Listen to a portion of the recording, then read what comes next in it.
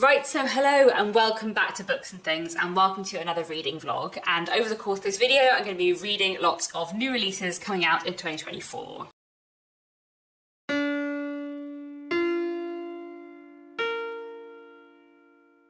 This video is kindly sponsored by Sirus Readers, who make amazing reading lights. I will talk more about them later on in the video. So I have a stack of bound proofs on my desk of novels that are coming out in the first half of 2024 that I have been meaning to read for a while.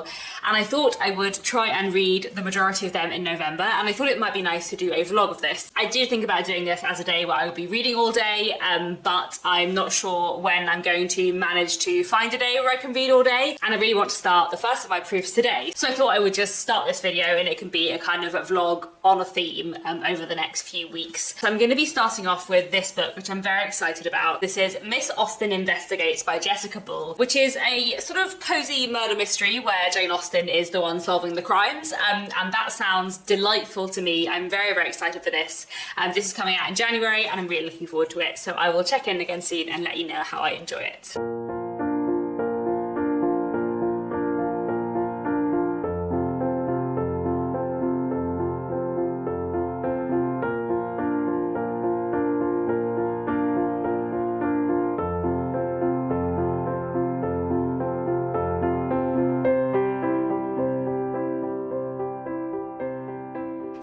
So it's a few days later and I've just finished reading Miss Austen Investigates by Jessica Bull, which I just thoroughly enjoyed. This was excellent fun and just very, very addictive and compelling. It was so good. So this book, as you might have guessed from the title, Miss Austen Investigates, is a murder mystery novel in which Jane Austen is investigating a crime. So it is set in the late 18th century when Jane Austen is about 19-20 years old. A murder takes place at a ball and Jane Austen, being the curious person she is, wants to try and find out what might have happened to this woman who has been killed. And Jane's search for the murderer becomes increasingly urgent when one of her brothers comes under suspicion for the crime. But Jane Austen, being 19-20 years old and in possession of a very vivid imagination, goes about solving this murder case in the way you might expect Catherine Morland, perhaps, from Northanger Abbey to go about solving a murder case. I really enjoyed the mystery itself, but I also really liked the depiction of Jane Austen and all her family and friends, so many of whom I know a bit about from Jane Austen's letters, from reading biographies about Jane Austen. I feel like Jessica Bull just really did justice to Jane Austen and her circle, which I just really enjoyed. I also just loved so many of the little Austen-y details and the little references and Austen quotes throughout. And also we get these letters that Jane writes to Cassandra within the book, where I felt like Jessica Bull had captured the tone of Jane Austen's real letters that we do have surviving really well. And something else that I really enjoyed is how all of Jane's letters to Cassandra end with a little note of how Cassandra ought to destroy the letter, because we do know that Cassandra destroyed a lot of Jane's letters to her, and so this is a really nice fun element that Jessica Bull has added in, where Jane Austen thinks of increasingly wild suggestions for how Cassandra should dispose of her letters. Overall, this was just excellent fun. This was just such a great read and I really enjoyed it. Definitely a recommendation for Jane Austen July next year, if not before. So I've been thinking about which of my 2024 new releases I'm going to pick up next, and I think I'm going to go for The Beholders by Hester Musson, which sounds great. This book is set in the 1870s and I think it's a bit of a gothic one, following a young maid who's working in a house full of secrets. So, that sounds entirely up my street and I'm excited for this one, and I'll let you know how I get on with it.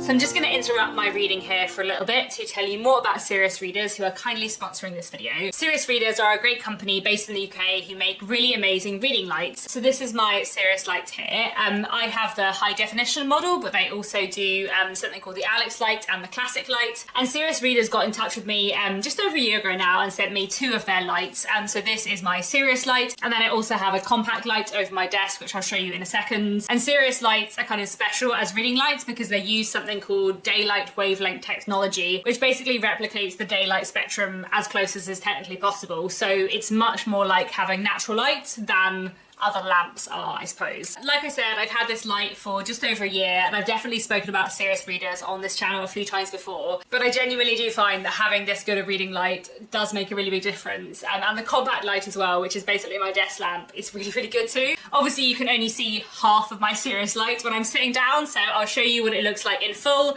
and I'll also show you what it looks like shining on the page of a book. Then over here on my desk is my compact light, which I use all the time. I basically turn it on like immediately when it gets dark, because without it it's hard to see my keyboard and what I'm working on. So in the winter my compact light gets so much use, and my Sirus light gets a lot of use as well, as you will see throughout this vlog and probably in all the other reading vlogs I do. It has like a dimmer, so it can be much brighter and also less bright. I actually also got a diffuser ring, which kind of like spreads the light out. So without the diffuser ring it is a more like focus beam, which actually shows up better on camera.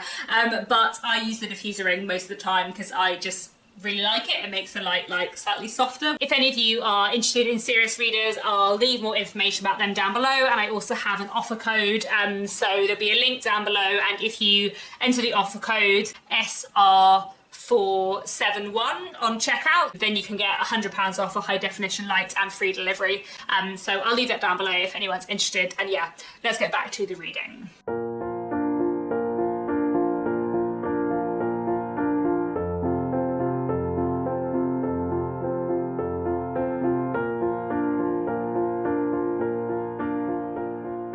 Hello again, it's now mid-November, and I've just finished reading The Beholders by Hester Musson, which was so fantastic. This was so good. I say I've just finished. I finished it about half an hour ago and then decided not to film a clip immediately because I was crying, and it was very, very good. This book is given as the diary of Harriet Watkins, who is a housemaid working at a place called Finton Hall, and we know from the very beginning of the book, from a newspaper article, that in June 1878, the mistress of Finton Hall will have been accused of the murder of her own child. And then we flash back to February of the same year, and we follow Harriet as she works at Finton Hall. And the layers of secrets upon secrets and the twists and turns of this narrative are excellent. Like, the plotting is really, really good. Very good characterization.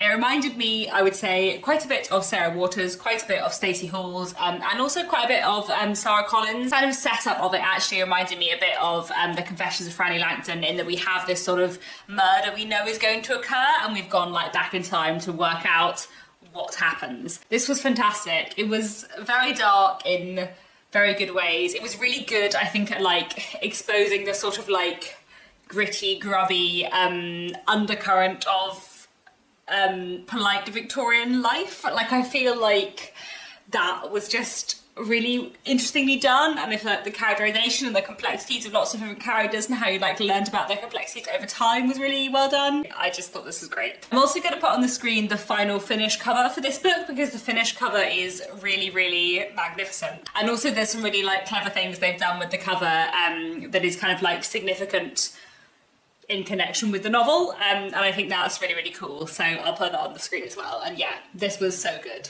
So on to my next 2024 new release. I think I'm going to read this. This is Nothing Serious by Emma Medrano, which is a bit different from the rest of the books on my stack. I feel like all the rest of the proof copies I've been sent are historical fiction, and this one is contemporary, but I'm looking forward to this one. I think it should be really interesting. This is published by Michael Joseph, who are my publisher, as is Miss Austen Investigates, so really looking forward to this one, and I will let you know how I get on with it.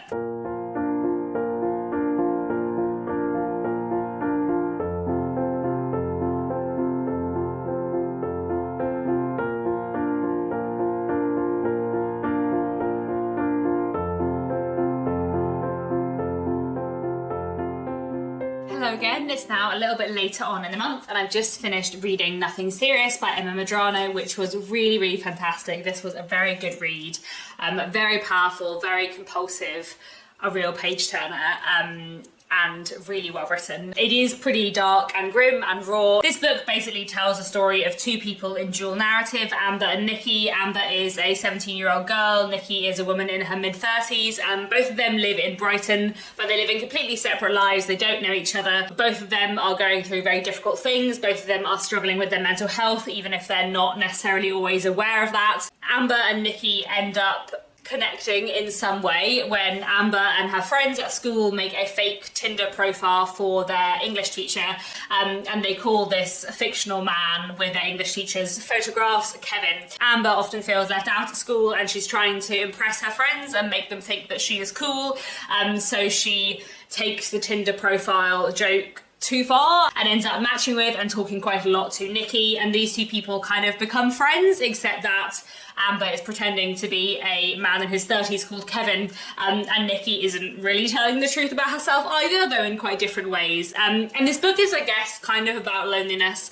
and kind of about connection in unlikely places, and yeah, it's just really, really powerful. I would really recommend it. This was a really good read, and yeah, I'm very glad I finally got to this. Then I think next, in terms of my 2024 releases, I'm going to pick up this. This is The Library Thief by Kuchenga Shenje. This is a debut fiction historical novel, a hardback proof, which is quite unusual, and this just sounds really, really great. So very, very excited for this one, and I'll let you know what I think of it once I reach the end.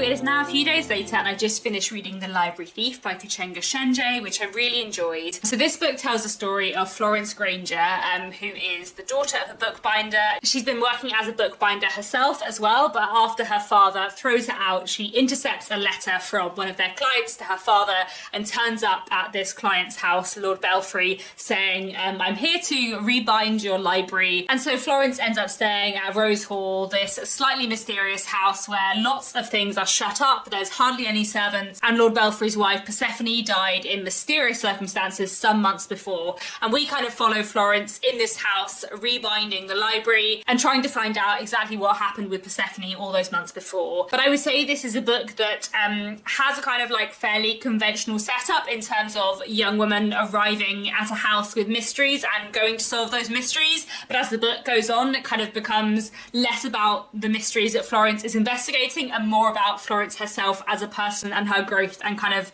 discovering more about herself, I suppose. Throughout this, there's also this real sense of a love of books, and The Library Thief definitely feels in conversation with books like Jane Eyre, Rebecca, Wide Sargasso Sea. It was also really interesting to read this like just after The Beholders because they have quite a lot in common in some ways, but also quite a different books too. I feel like The Beholders is more of a thriller and The Library Thief is kind of more of a character study in a way. So yeah, I really enjoyed The Library Thief. Lots of interesting mysteries, lots of really interesting themes. Another success of a new release for 2024. And then next, I think I'm going to pick up this. This is The Theatre of Glass and Shadows by Anne Corlett. This is coming out in May 2024, and this is a book that I'm really, really excited to read. Anne Corlett is someone I know. I did a creative writing master's with her years ago, and I know I love her writing. I also loved her debut novel, The Space Between the Stars, which is a work of science fiction. And this book, The Theatre of Glass and Shadows, has such a fun premise.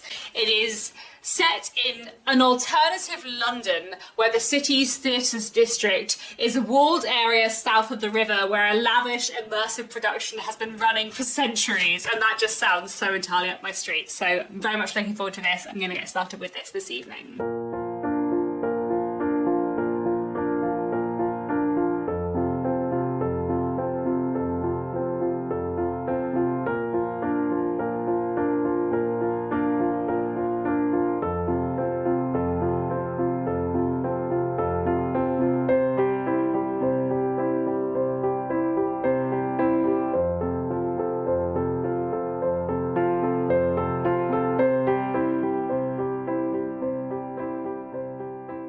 Hello again. So I've just finished reading The Theatre of Glass and Shadows by Anne Corlett, which I absolutely loved. This was really, really good. So twisty and turny, such a page turner with such a atmospheric world that was created so well.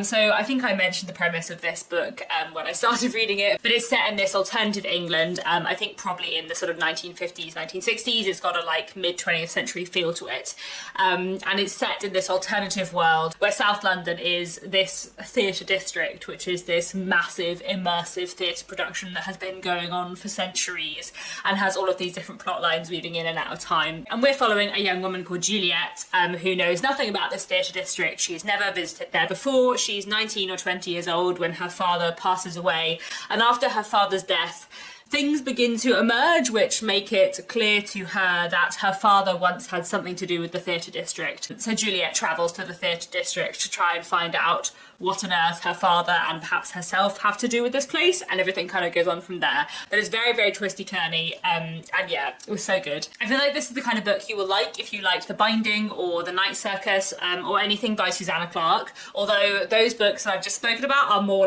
overtly magical. This book there isn't a magical element here. It's all stagecraft and performance, but it has that same feel, and that alternative history thing I think is something you'll really enjoy if you like Susanna Clarke or Bridget Collins. And yeah, I just thoroughly enjoyed this. It was a real treat to read something else by Anne Corlett, whose books I just really, really love. So yeah, another fantastic book coming in 2024 for you to all be very excited for. This isn't coming out until May 2024, so you have a little while to wait, but it's really, really good, I promise. It's fantastic.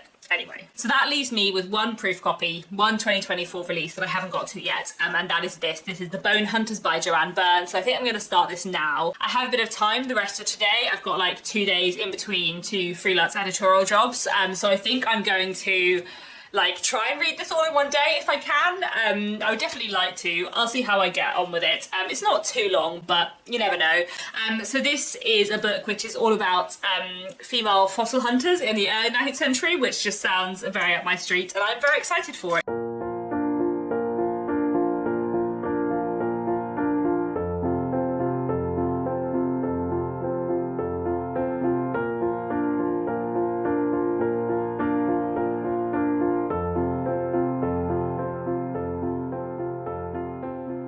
So I did indeed manage to finish off reading The Bone Hunters last night, but I didn't manage to film a clip after I finished it, but I thought I would film one this morning and tell you all about it. So I really, really enjoyed this one. This was another really great read. I really enjoyed it. Another great book coming out in 2024. This one's coming out in February. And The Bone Hunters is the story of a young woman called Ada. She's 24 years old. She lives in Lyme Regis, and she is really interested in geology and paleontology. So she spends a lot of time fossil hunting and also looking for dinosaur bones. And although she is very, very skilled at this, because she is a woman, she's not really accepted into academic geological circles.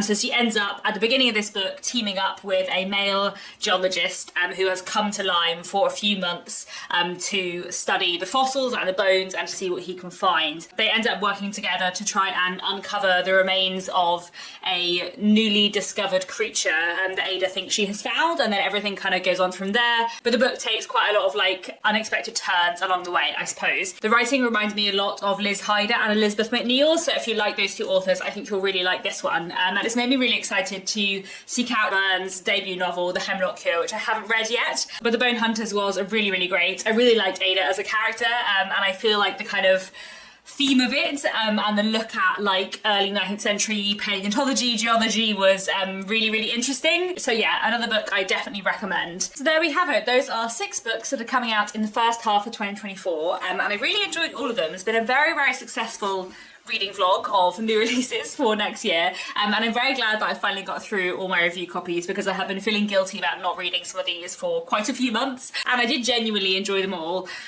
So I think that is it for this video. Please do let me know down in the comments if you're excited for any of these books when they come out in 2024. I'll leave information about all of these books down in the description, as well as information about Sirus Readers and the offer code if anyone's interested. And I think that's all for now. Thank you so much for watching, and I'll be back very soon with another bookish video.